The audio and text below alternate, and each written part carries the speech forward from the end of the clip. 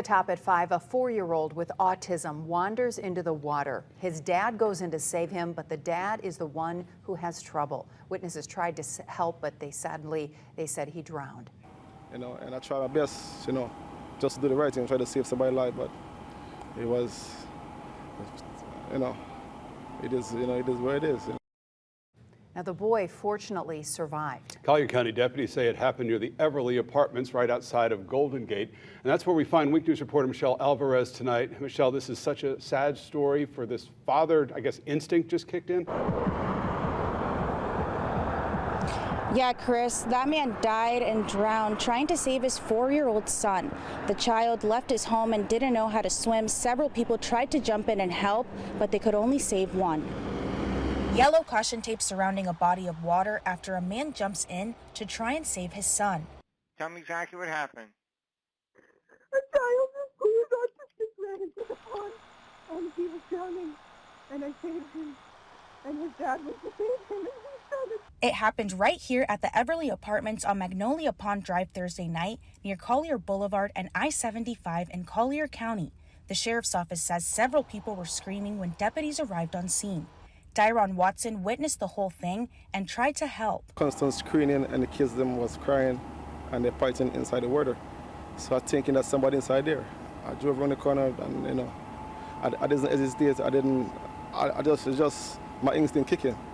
I wasn't scared. I just get inside there, do what I have to do, and that's it. According to the report, 47-year-old Ali Asif went into the water to save his son, even though he couldn't swim.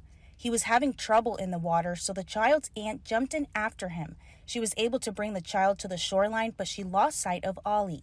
He was pulled from the water 25 minutes later. I couldn't get to him because it's uphill, downhill. It's kind of a bit slippery, and I try my best, just to do the right thing, try to save somebody's life, but it was, it is what it is. Both were taken to the hospital. The child is in stable condition, but the dad did not make it. I'm just praying for the best for the family. My condolences to the family and everything. I try, I wish I could have been there more earlier to done more, but you better try than never and try to fail. I did my best. We've covered way too many drowning incidents involving children with autism, and we have learned that they are attracted to the water. We'll bring you any updates as we get them. I'm live in Collier County, Michelle Alvarez, Wink News.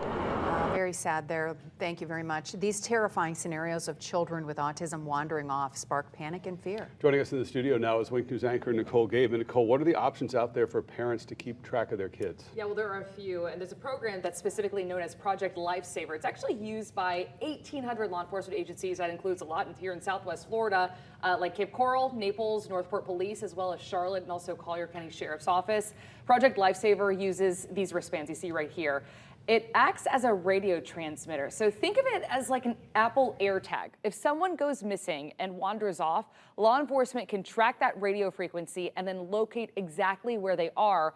And agencies in Southwest Florida say that they find it very useful considering the unique challenges in finding people with any cognitive issues. Some elude their rescuers. They tend to run away. They're attracted to water, bodies of water, or roadways, and as a result, it creates somewhat of a special risk.